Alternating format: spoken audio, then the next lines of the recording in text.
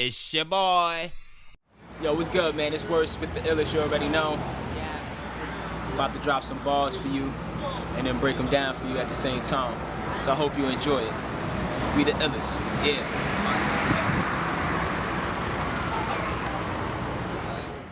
Atheist niggas, you niggas never believe. Tricks of the trade, I got them all up my sleeve. David Blaine. If I explain the fire you about to see, you will look like a stovetop. Throw shots. Demons and hoodies. Creep from the shadow, we're about to squeeze. Baptized, holy you niggas, you feel the breeze. Knock your gold grills out of your mouth. You feel your teeth, 40 ounce crack onto the pavement, chip at your breeze. Now you in hell, holding your lungs, you scared to breathe, nigga. Yeah, what happened to all that swagging? Now swagger about to leak like audio on two dope boys. Trey Magnifique, city on fire. Fire extinguisher going dry. People incinerating. I know you hearing the screams, insinuating that poverty's real. Know what I mean? Goon goblins and fiends. Heroin lullabies melodically in their veins. Graffiti hieroglyph, catacombs I'm residing in. Spying upon the scene. Ain't nothing here is inspiring. Fuck it, I wanna leave. Shattered dreams with a broken heart. Try and piece it together like a collage. If it wasn't for rap, I'd probably be somewhere strapped like cat. Or incarcerated or scarred. Behind the bars, like how I'm behind the bars. Life's a bitch, but she keep it pushing like it's Lamaze. She sucking dick for groceries, steadily on a job. Trying to feed the kids, knowing the times is hard. He snatched the old lady's purse to persevere. We know he's wrong, persecute his morale. Survival is his resolve. Clouds are burning, the sky is about to fall. In this necropolis, everybody is flawed. There's no metropolis, Superman is a fraud. Even the garden of Eden's craze, I'm so appalled. It's feeling like Woo in 9-4. Hoodied up, back of the bus. Nigga, I'm with them ghost face killers. You're in the morgue. Nuns in the crosshair while they pray to Allah. Bullet holes in the wingtips of angels. City of God. Nah. This can't be the city of God. Cool, so when I wrote that verse, that's off the Wrath of the Illest mixtape sponsored by Ninjas. This coming out, this coming out during the summer. Or now we're about to start releasing music from that. But when I wrote that particular verse, City of God, I wrote it to the Kanye West New God Flow beat. And it just spoke to me in a different way from how they attacked it. So when I started it off, I wrote, atheist niggas, you niggas never believe. Tricks of the trade, I got them all up my sleeve.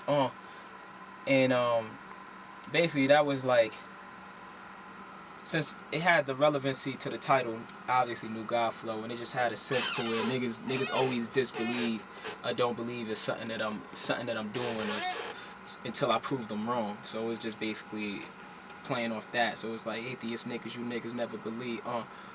Tricks of the trade, I got them all up my sleeve. David Blaine. If I explain the fire you about to see, you would look like a stovetop. Throw shots. So now those next bars, basically, when I said tricks of the trade, that tied into the whole David Blaine, you know what I mean, metaphor as well. And that's like, you want me to be a rapper, and I have all them skills. Like, what more do you need me to do for you? Like, I could rap, I could perform, I write songs. Like, tricks of the trade, I got all those right there when I wrote those bars. David Blaine, if I explain the fire you about to see, you will look like a stovetop. You know what I mean? And that little portion right there, I was relating, like, when you see this heat that I'm about to have, like, you would be like the eyes on the oven, basically. You know what I mean? So that was like a cool little illusion metaphor right there that I like to tie into it. Throw shots. Demons and hoodies. Creep from the shadow, we're about to squeeze. Baptized, holy you niggas, you feel a breeze. Knock your gold grills out of your mouth. You feel your teeth, 40 ounce crack onto the pavement. Your bitch a breeze. Now you in hell, holding your lungs. You scared to breathe. Like, I don't know. To me, those like my favorite bars in that segment because they're so aggressive. Throw shots. Demons and hoodies. Creep from the shadow, we're about to squeeze. Like, it just painted a real gritty picture to me. Like, I'm like a fan of like movies like Sin City and like just really gritty and raw movies, and just those that bar two that one section right there just painted a great picture. Throw shots, demons and hoodies, creep from the shadow, what about the squeeze?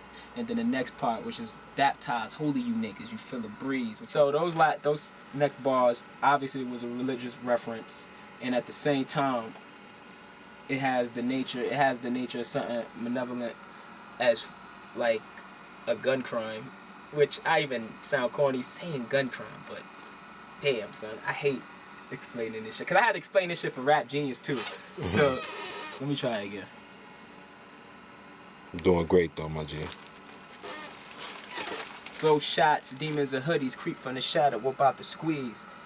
Was one of my favorite lines in the song, because it just painted such a raw and vivid and gritty depiction, like, and it gave a real gritty visual. Baptized, holy you niggas, you feel the breeze, knock your gold grills out of your mouth, you feel your teeth, 40 ounce crack onto the pavement, your bitch a breeze. Now you inhale, holding your lungs, you scared to breathe. I love how after I came out of that gritty visual, it went into a religious reference, but at the same time it painted a picture of murder, and at the same time it tied in with the urban community, basically. You know what I mean? Because, you know, in urban society, like grills, you know, some people might like 40, they don't really drink, but it was just that depiction that I thought was really just cool. You know what I mean? Throw shots, demons and hoodies, creep from the shadow, about the squeeze, baptized, holy you niggas, you feel the breeze, knock your gold grills out of your mouth, you feel your teeth, 40 ounce crack onto the pavement, your bitch a breeze, now you in hell, holding your lungs, you scared to breathe, nigga. And I love the fact that I ended it off with that metaphor. Now you in hell, holding your lungs, you scared to breathe. You know what I mean? It's like, that was like a double entendre. It's like you in hell, which you, obviously, if a dude just ran up, if the dope boy or the stick-up kids ran up on you and put holes in you, that's it. It's over for you. Know what I mean? So you in hell. Know what I mean? At the same time, if you ran, you're gonna be running at top speed. You're gonna in hell. Know what I mean? So it was like one of those things that could be taken two ways. Now you in hell, holding your lungs, you scared to breathe. What happened to all that swagging? Now that swagger about the leak, like audio on two dope boys, Trey Man and Feet. Now that was just a line that compared you this whole shit, like it's so like it's crazy, because it's like that was like one just real long extended metaphor, and that line was about you leaking your blood and comparing that to leaking of music, and Two Dope Boys is one of the top sites to go get hip-hop music from. So I thought that was cool. Two dope boys, Trey Man and Feet. City on fire, fire extinguisher going dry. People incinerating. I know you hearing the screams, insinuating that poverty's real. Know what I mean? And that was basically that bar, and comparing the fire to people burning up inside of the city, to obviously the struggle we going through. There's a lot of people out here that's struggling, and we're hustling, trying to get anything that we can get, trying to grab anything that we could grab. And like being in an urban city, we know what the struggles we're going through right now. We know that there's like a shortage of jobs. We know that everybody's hustling, struggling to try to get anything they can get to try to survive. And in those bars, that's what that represented. People incinerating, poverty's real, know what I mean? Goon, goblins, and fiends, heroin lullabies melodically in their veins. Like, it's hard, it's hardcore. Like, it's a lot of people out here, once again, trying to get whatever they can get, whether it's legal or whether it's illegally. And then there's people that just want to not. Sorry. It's all good. Goons, goblins, and fiends, heroin lullabies melodically in their veins. And once again, that comes back to the urban city settings. Like, it's a lot of people out here just going to do whatever it is to survive. You know what I mean? And at the same time, it's a lot of people that want to not be here mentally, physically, you know what I mean? And when I say heroin lullabies melodically in their veins, you know what I mean? Like, sometimes, you know, illegal substances, drugs, whatever, it sings to certain people. They need it. They need it to take away their pain. You know what I mean? And that's what that line was for. You know what I mean? Because they've been going through so much. Graffiti hieroglyphs. I love that line. I was like, for years, I was trying to figure out a verse to put that particular line in. Graffiti hieroglyphs. Because to me, graffiti is our hieroglyphics. You know what I mean? That's how you know the era or something. Sometimes somebody would do a piece that represents that certain time. You know what I mean? Or they'll leave a tag which was like, WORDSPIT was here. Or, you know what I mean? To let you know that they was here. Like, they actually existed. So I love that. Graffiti hieroglyph catacombs I'm residing in, spying upon the scene. Ain't nothing here is inspiring. Fuck it, I'm gonna leave. And that was a really visual piece, because I'm actually, while telling this story, I'm just looking at everything. Graffiti hieroglyph catacombs I'm residing in. Catacombs I resided in, spying upon the scene. Ain't nothing here is inspiring. Fuck it, I wanna leave. Like, you know what I mean? At times I just find like life, this struggle, it gets tiresome, and you don't want to be here. You want to go somewhere where it's fruitful and it's beneficial for yourself. Fuck it, I want to leave. Shattered dream with a broken heart, trying to piece it together like a collage. You know what I mean? I went through a lot of ups and downs, whether it's music or whether it's, you know, some of my friends going to jail or dying, or, you know, falling victims to unforeseen events. And like every time it's just so heartbreaking, and you just gotta piece it right back together. Like, no matter what, you gotta remember to just, like, when you get broken down, you gotta get back up. Try to piece it together like a collage. If it wasn't for rap, I'd probably be somewhere strapped, like the cack,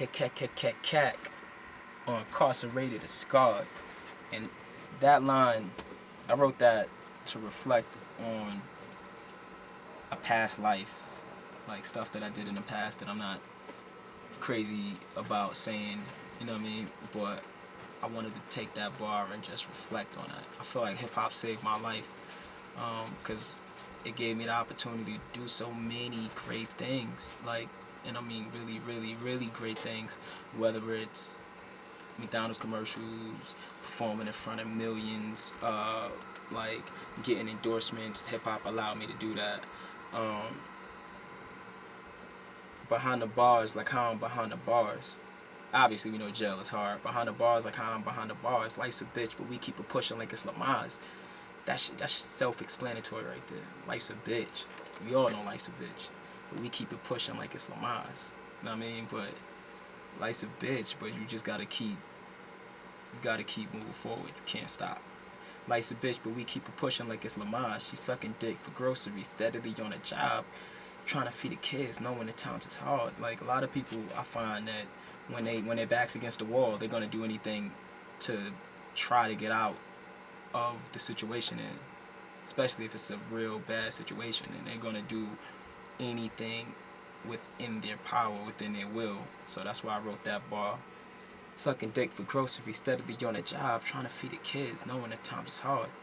He snatched the old lady's purse to persevere. You know he's wrong.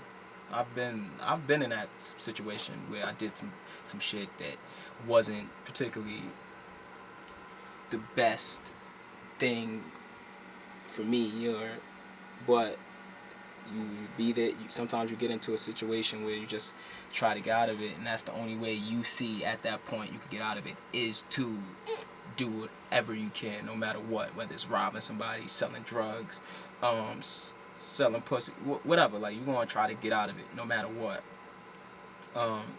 He snatched the old lady's purse to persevere. You know he's wrong. Persecute his morale. Survival was his resolve. Survival was his resolve. Clouds are burning, the sky is about to fall. In this necropolis, everybody is flawed. And those ones, and that right there just felt like, at times it could feel like the world is over. It feels like the sky is falling. You know what I mean? And the clouds are burning. I just wanted to paint a picture of, like, it's being hot. Like, it's real. It's like hell on earth. The sky is falling. The clouds are burning, the sky is about to fall, and it's necropolis. Everybody is flawed. You know what I mean? Necropolis is where is the city of the dead, and a lot of us walk around dead. Like, even though we're alive, we walk around like robots. We walk around not living to our fullest potential, not living our dreams.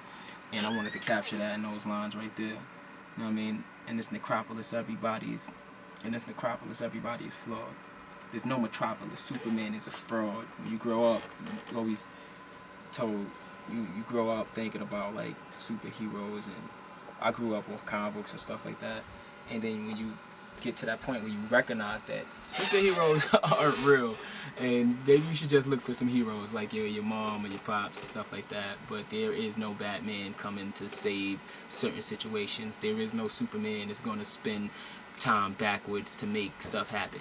Like, it's just not happening. Like, and when I came to that realization when I got older, you know, it was hard, but you know, you just come to realize that certain things are just going to happen, and you have no control over that. Superman is a fraud.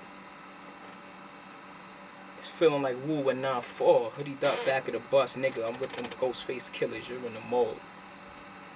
That metaphor between Wu-Tang, that was a really dope Wu-Tang metaphor, if I say so myself. I liked it because it was two parts. It told the era where people say it's like the purest of hip-hop, which is the 90s, which everybody be like, that's the pure hip-hop era, where it was so many different lyricists and different lyrical people just that was flourishing in the 90s. So, and you know, Wu-Tang being one of the most grittiest, raw group of hip-hop MCs, I just wanted to let people know that what I'm spitting right now is giving you that same feeling, that same back of the bus when Method was on back of the bus with the hoodie on, look, with that crazy eye that everybody thought that was his eye. He was like, damn, this nigga look crazy. Like, he looking real menacing. I wanted to give people that feeling with this verse, you know what I mean? But still at the same time talk about something and let them know that everybody I wrote with is lyrically fit to that standard as well. And I also, you know, I'm also in the hood. Like, most of my friends are living that life. They living that, getting it right now, like, period. So I wanted to depict that in that bar. Nuns in the crosshair while they pray to Allah, bullet holes in the wingtips of angels, city of God. This can't be the city of God, nah. And with that, I just wanted to, when I said nuns in the crosshair while they pray to Allah, bullet holes in the wingtips of angels, city of God, it was like a contradiction, because nuns aren't praying to Allah. Even though I feel like every religion is basically praying to the same God. But, you know what I mean? That's just me. You just call it different names and stuff like that. But with that right there, I just wanted to add that in there. I thought that was pretty slick. Nuns in the crosshair while they pray to Allah. Because the nun would never pray to Allah. Because obviously, like, she's praying to Jesus, God. You know what I mean? And this whole verse was just used to paint a hellish, dark, gritty and raw scene, like a Frank Miller comic book or something like that. In that sense, I wanted to draw pictures like different dark events that's happening, while at the same time putting situations with different people and why they would do that.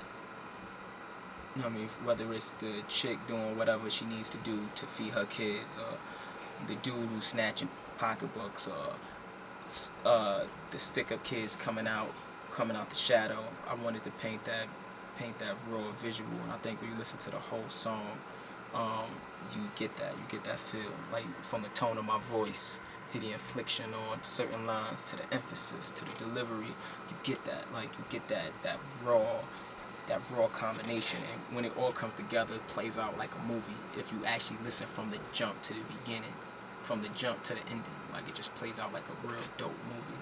And I thought that was cool when I wrote this piece.